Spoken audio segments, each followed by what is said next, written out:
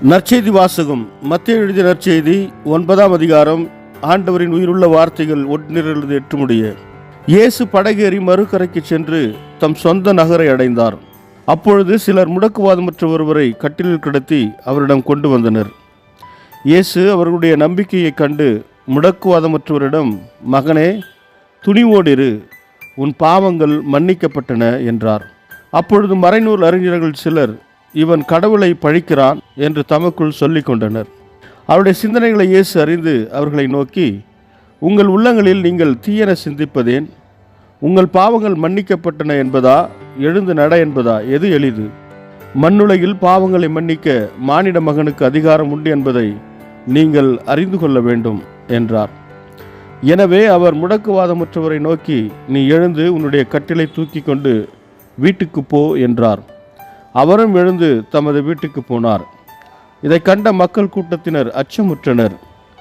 இத்தகைய அதிகாரத்தை மனிதருக்கு அளித்த கடவுளை போற்றி புகழ்ந்தனர். இது வாழ்வு தரும் கிறிஸ்துவின் நற்செய்தி. கிறிஸ்துவே உமக்கு புகழ். ಮತ್ತಾಯ ಅಧ್ಯಾಯ 9 ವಚನ 1-8. ಯೇಸು ದೋಣಿಯನ್ನು ಹತ್ತಿ ಸರೋವರವನ್ನು ದಾಟಿ ತನ್ನ ಸ್ವಂತ ಊರಿಗೆ ಹೋದನು. ಕೆಲವರು ಒಬ್ಬ ಪಾರ್ಶ್ವವಾಯು ರೋಗಿಯನ್ನು ಯೇಸುವಿನ ಬಳಿಗೆ ತಂದರು. ಅವನು ತನ್ನ ಹಾಸಿಗೆಯ ಮೇಲೆ ಮಲಗಿದ್ದನು. ಯೇಸು ಈ ಜನರಲ್ಲಿದ್ದ ದೊಡ್ಡ ನಂಬಿಕೆಯನ್ನು ಕಂಡು ಪಾರ್ಶ್ವವಾಯು ರೋಗಿಗೆ, ಯುವಕನೇ, ಸಂತೋಷಪಡು, ನಿನ್ನ ಪಾಪಗಳು ಕ್ಷಮಿಸಲ್ಪಟ್ಟಿವೆ ಎಂದು ಹೇಳಿದನು.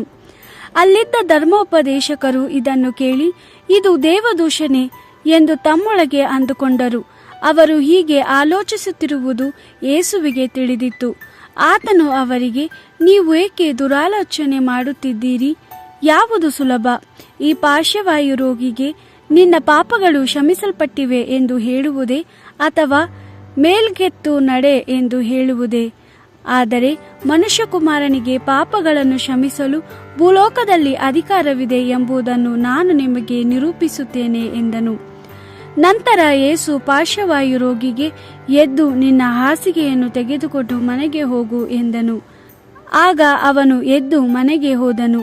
ಜನರು ಇದನ್ನು ನೋಡಿ ಆಶ್ಚರ್ಯಚಕಿತರಾದರು. ಮನುಷ್ಯರಿಗೆ ಇಂಥ ಅಧಿಕಾರವನ್ನು ಕೊಟ್ಟಿದ್ದಕ್ಕಾಗಿ ಜನರು ದೇವರನ್ನು ಕೊಂಡಾಡಿದರು. ದೇವರ ವಾಕ್ಯವಿದು. ದೇವರಿಗೆ ಕೃತಜ್ಞತೆ ಸಲ್ಲಲಿ. Gospel according to Matthew chapter 9 verse 1-8. Jesus got back into the boat, crossed the lake again and came to his hometown. Here they brought a paralyzed man to him lying on a bed. Jesus saw their faith and said to the paralytic, "Courage, my son, your sins are forgiven." Then some teachers of the law said to themselves, "This man is blaspheming." Jesus was aware of what they were thinking and said, "Why have you such evil thoughts? Which is easier to say, 'Your sins are forgiven,' or 'Stand up and walk'? To prove to you that the Son of Man has authority on earth to forgive sins." He then said to the paralyzed man, "Stand up, take your bed and go home." The man got up and went home. When the crowd saw this, they were filled with awe and praised God for giving such power to men. The Gospel of the Lord. Praise to you, Lord Jesus Christ.